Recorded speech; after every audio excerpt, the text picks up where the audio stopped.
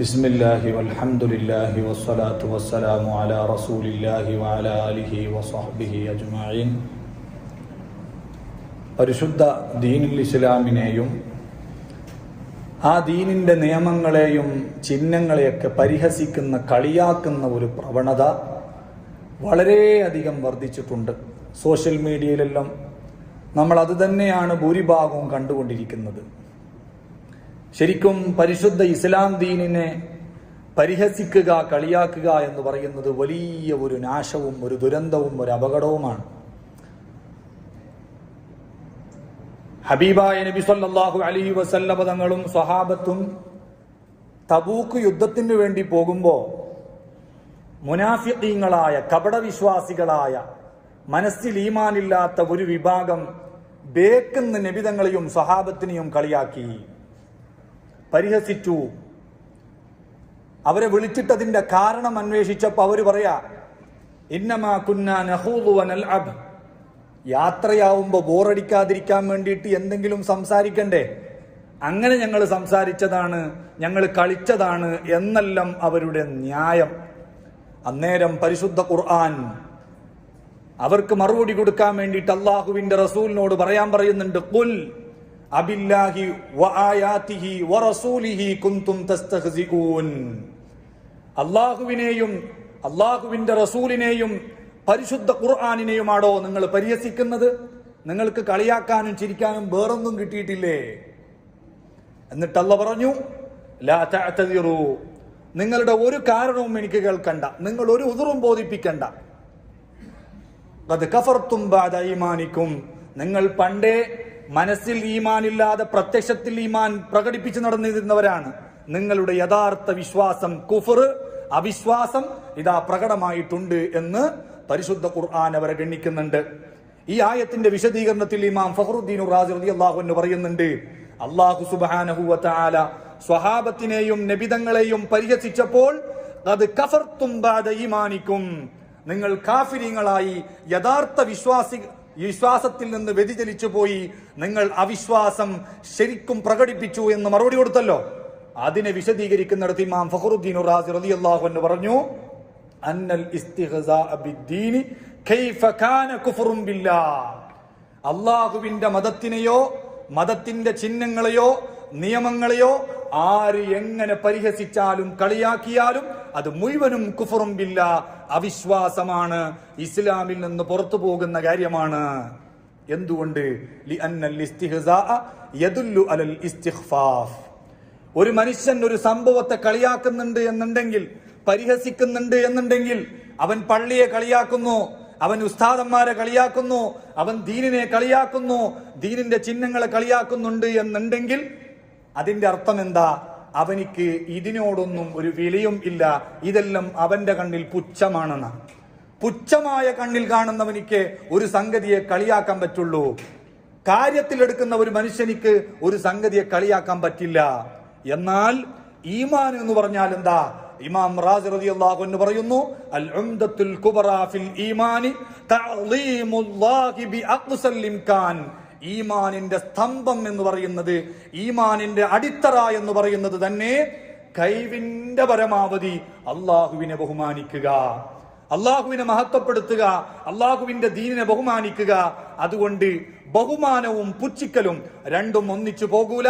അതുകൊണ്ട് ഒരാൾ പുച്ഛിക്കുന്നുണ്ട്, കളിയാക്കുന്നുണ്ട് എന്നുണ്ടെങ്കിൽ അവൻ ഇസ്ലാം എന്ന് പുറത്താ എന്ന് ഇമാം ഫഖ്റുദ്ദീൻ റാസി റളിയല്ലാഹു അൻഹു. അതുകൊണ്ടാണ് മഹാനായ ഇബ്നു ഹജൽ ഹൈതമി റഹിമഹുല്ലാഹ് ഒരു ഗ്രന്ഥം തന്നെ ഉണ്ടാക്കിയിട്ടുണ്ട്. ഇസ്ലാമിൽ നിന്ന് പുറത്തു പോകുന്ന, ഇസ്ലാമിൽ നിന്ന് തെറിച്ചു പോകുന്ന കാര്യങ്ങൾ മാത്രം പറയാൻ വേണ്ടിയിട്ട്, അൽ ഇഅലാമു ബിഖവാത്തി അൽ ഇസ്ലാം, ഇസ്ലാമിനെ മനുഷ്യനിൽ നിന്ന് മുറിച്ചു മാറ്റുന്ന ഒരുപാട് കാര്യങ്ങളാണ് ആ ഗ്രന്ഥത്തിൽ മഹാനവർകൾ പ്രതിപാദിക്കുന്നത്. ആ ഗ്രന്ഥം പ്രത്യേകം മുതാല ചെയ്യാൻ വേണ്ടിയിട്ട് ഇബ്നു ഹജർ തങ്ങൾ തന്നെ തുഹഫയിൽ സൂചിപ്പിച്ചിട്ടുണ്ട്. എന്നിട്ട് ആ ഗ്രന്ഥത്തിൽ പറഞ്ഞു, ഒരു മനുഷ്യൻ ഇസ്ലാമിൽ നിന്ന് പുറത്തു പോകുന്ന കാര്യമാണ് മൻ സഖറ ബിശ്ശരീഅത്തി ഔ ഹുക്മൻ മിൻ അഹ്കാമിഹാ, ശരീഅത്തിനെയോ ഇസ്ലാം ദീനിനെയോ അതിന്റെ നിയമങ്ങളിൽപ്പെട്ട, മതവിധിയിൽപ്പെട്ട ഏതെങ്കിലും ഒരു മതത്തെ ഒരാൾ നിസ്സാരവൽക്കരിച്ചു, അതിനെ പരിഹസിച്ചു, കളിയാക്കി എന്നുണ്ടെങ്കിൽ അവൻ ഇസ്ലാം എന്ന് പുറത്താ. നഖം വെട്ടാൻ വേണ്ടി പറഞ്ഞു, വ്യാഴാഴ്ചയല്ലേ നഖം വെട്ടിക്കോ, ഓൻ പറഞ്ഞു ഞാൻ നഖം വെട്ടൂല, അങ്ങനെ ഒരു സുന്നത്തൊന്നുമില്ല എന്ന് പറഞ്ഞിട്ട് നഖം വെട്ടുക എന്ന് പഠിപ്പിച്ചിട്ടുള്ള ഇസ്ലാമിന്റെ നിയമത്തെ ഒരാൾ പരിഹാസം എന്ന നിലക്ക് തള്ളി. എന്നാൽ അവൻ ഇസ്ലാം എന്ന് പുറത്താ.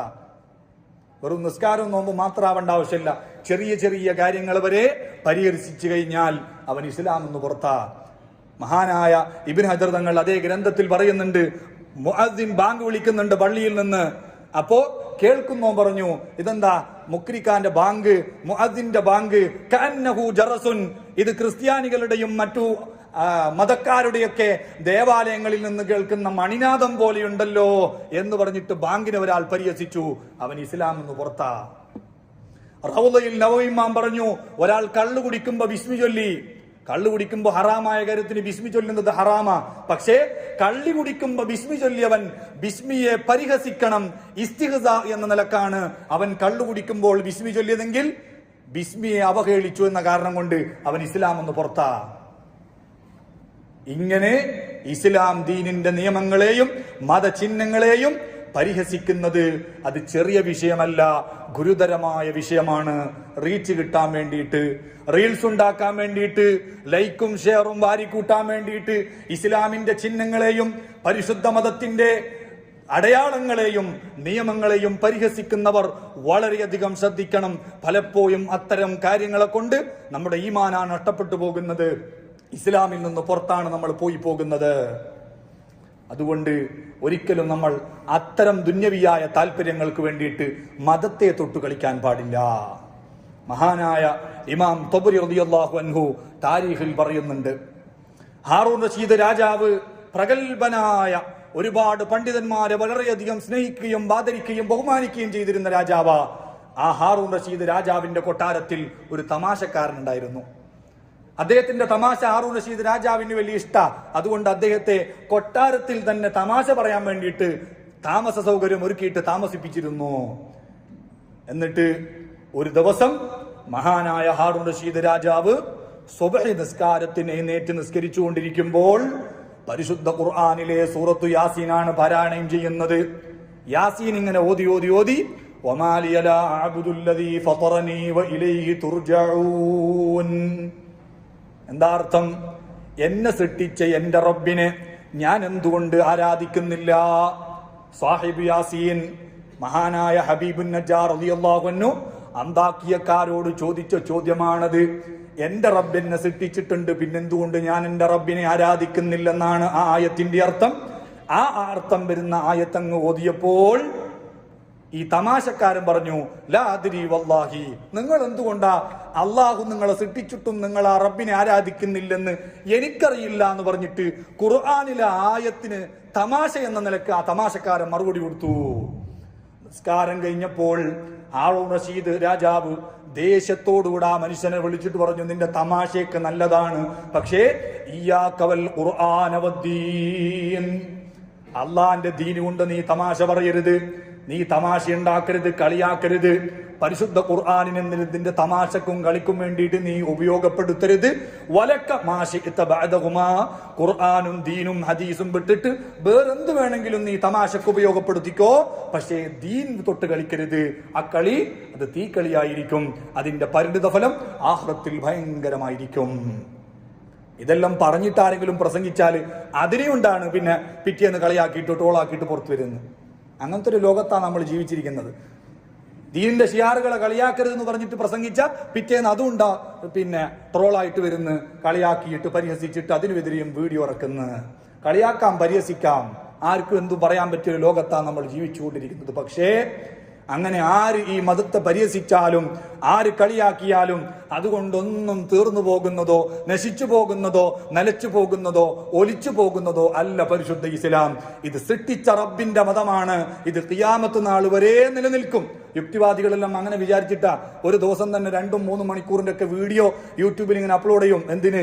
കുറെ കാലം കഴിയുമ്പോഴത്തേക്കും പള്ളി ഉണ്ടാവൂല, നിസ്കാരം ഉണ്ടാവൂല, ജമാഅത്ത് ഉണ്ടാവൂല, ഇസ്ലാം അങ്ങ് തീർന്നു പോകുന്നുള്ള സ്വപ്നവും വെച്ചിട്ട്. അത് നടക്കാൻ പോവാത്ത സ്വപ്നമാണ്.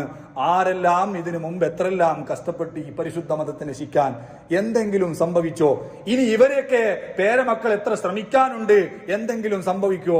ഒരു ചുക്കും സംഭവിക്കാൻ പോകുന്നില്ല. കാരണം ഇന്നാ നഹ്നു നസ്സൽന ദിക്റ വ ഇന്നാ ലഹു ലഹാഫിളൂൻ, ഇത് ഞാൻ അവതരിപ്പിച്ചതാണ്, ഇതിന്റെ സംരക്ഷണം എന്റെ ഉത്തരവാദിത്തമാണെന്ന് ഇറക്കിയ സൃഷ്ടിച്ച റബ്ബാ പറയുന്നത്. അതുകൊണ്ട് ആർക്കും ഈ മതത്തെ തൊട്ടു കളിക്കാൻ കഴിയില്ല.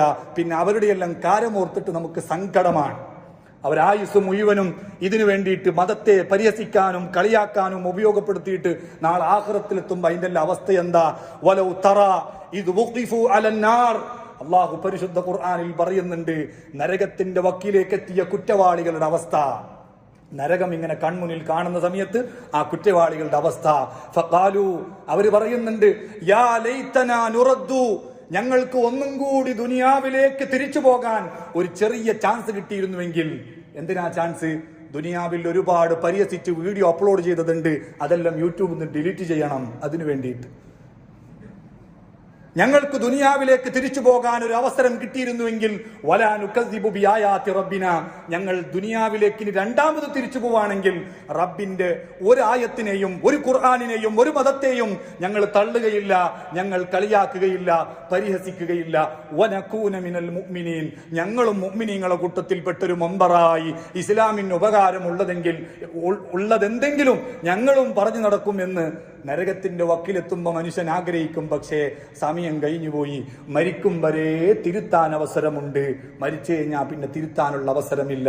അതുകൊണ്ട് പരിഹസിക്കുന്ന കളിയാക്കുന്ന വീഡിയോസുകളോ പോസ്റ്റുകളോ അതുപോലെയുള്ള ഒരു സംഭവവും നമ്മുടെ ഭാഗത്തിൽ നിന്നുണ്ടാകാൻ പാടില്ല. അങ്ങനെ ആരെങ്കിലും നമ്മളെ പരിചയത്തിൽ ഉണ്ടെങ്കിൽ അവരെ നമ്മൾ തിരുത്തണം. അത് ഗുരുതരമായ വിഷയമാണ്. ഈമാൻ എന്ന് പറയുന്നത് ഏറ്റവും വലിയ നിയമത്താണ്. അതിന് പകരം വെക്കാനുള്ള ഒരു നിയമത്ത് ലോകത്ത് വേറെയൊന്നുമില്ല. അല്ലാഹു സുബ്ഹാനഹു വ തആല നമ്മുടെയൊക്കെ തലമുറയെ സുന്നത്ത് ജമാഅത്തിലായി ദീനിലായി അടിയുറപ്പിച്ച് നിർത്തട്ടെ. അല്ലാഹുമ്മ സ്വല്ലി അലൈഹി